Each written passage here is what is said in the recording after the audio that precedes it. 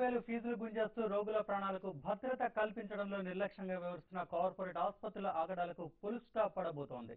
ఈ వ్యవహారంపై టీవీ5 కథనాలకు స్పందించిన గ్రేటర్ అధికారులు ఎన్ఓసీ లేని ఆసుపత్రులపై కొరడా జులిపించబోతున్నారు. దీనికి సంబంధించిన పూర్తి సమాచారం అందించడానికి మా ప్రతినిధి ఎంపీ రావు ప్రస్తుతం లైవ్ లో అందుబాటులో ఉన్నారు.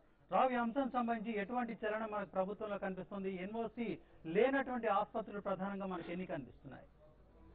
Thank you Madhav. మొత్తానికి టీవీ5 ప్రసారం చేసిన ఆపరేషన్ హాస్పిటల్స్ కథనాలతో ఐసీయూలో ఉన్న రాజధాని ఆసుపత్రుల రోగం నయమయ్యేటటువంటి పరిస్థితి దగ్గర పడిందని చెప్పుకోవచ్చు.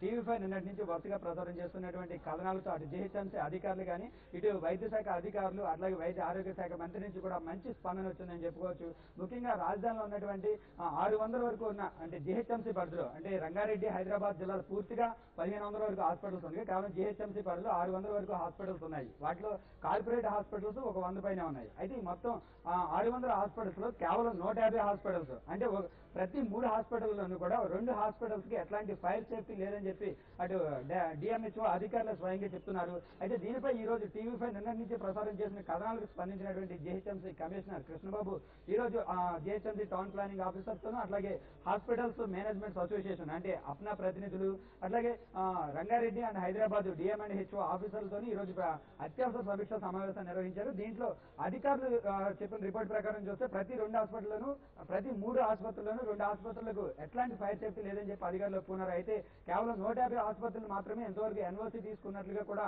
అధికారులు చెప్పారు. అయితే మొత్తమే చూసినట్లు మిగిలిన ఆసుపత్రులు 430 హాస్పిటల్స్ ఏవైతే ఉన్నాయో వాటిలో రేపటి నుంచి జీహెచ్ఎంసీ వైద్య డిఎంహెచ్ఓ అధికారులతో కలిసి రేపటి నుంచి స్పెషల్ డ్రైవ్ చేపట్టాలని చెప్పి కూడా జీహెచ్ఎంసీ అధికారులు నిర్ణయించారు.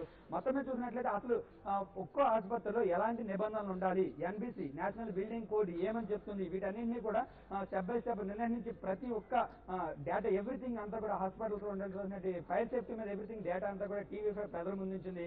అయితే ఇప్పుడు ఒక్కొక్కరిగా అటు అధికారులే కాకుండా హాస్పిటల్ వెళ్ళేటటువంటి ప్రజలు కూడా అసలు నిజంగా టీవీ5 ప్రసారం చేసిన కథనాలు ఒక్కొక్కరు హాస్పిటల్ వెళ్ళిన వాళ్ళందరూ కూడా అబ్జర్వ్ చేస్తున్నటువంటి విషయాలు కూడా మన దృష్టికి వస్తున్నాయి. ఎక్కడ కూడా ఎలాంటి ఫైర్ సేఫ్టీ లేకుండానే హాస్పిటల్ నిర్మించబడము, అక్కడికి వెళ్ళినటువంటి రోగులకు సేఫ్టీ లేదన్న విషయాలు కూడా బయటకు వస్తున్నాయి.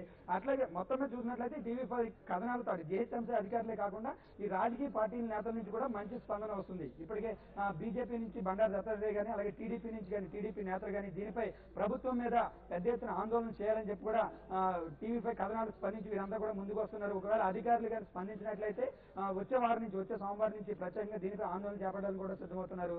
అయితే మరొక చెప్పుకోవాల్సిన విషయం ఏంటంటే రాష్ట్ర వైద్య ఆరోగ్య శాఖ మంత్రి డిఎల్ రవీంద్రారెడ్డి టీవీ5 కథనాలకు స్పందించారు. అయితే నిన్నటి నుంచి మన టీవీ5లో చూసినటువంటి వార్తలకు స్పందించిన మంత్రి కొద్దిసేపటి క్రితం టీవీ5 కూడా ప్రత్యేకంగా మాట్లాడడం జరిగింది. అయితే రేపటి నుంచి ఇప్పటికే ఆయన ఫైర్ డీజీని కూడా ఆదేశించినట్లు అలాగే జీహెచ్ఎంసీ అధికారులు కూడా ప్రత్యేక ఆదేశాలు పంపినట్లుగా కూడా టీవీ5 చెప్పారు. రేపటి నుంచి ప్రతి ఒక్క ఆసుపత్రిని కూడా క్షుణ్ణంగా పరిశీలించి అసలు నేషనల్ బిల్డింగ్ కోడ్ చెప్తున్నటువంటి నియమ నిబంధనలు అన్ని హాస్పిటల్స్ ఉన్నాయా లేదా, లేనట్లయితే వాళ్ళకి ఇప్పటికే జీహెచ్ఎంసీ తీసుకున్న నిర్ణయం ప్రకారం ఒక 1 మంత్ గడువు ఇచ్చి 1 మంత్ లో ఎవరైతే ఎన్ఓసీ సర్టిఫికేట్స్ తీసుకోరో ఆ హాస్పిటల్స్ అన్నింటినీ కూడా సీజ్ చేసేయడానికి కూడా తాము వెనకడి వేసే ప్రసక్తి లేదని చెప్పి కూడా మంత్రి చెప్తున్నారు.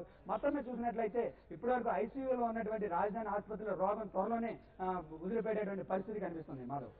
Right, thank you very much Rao.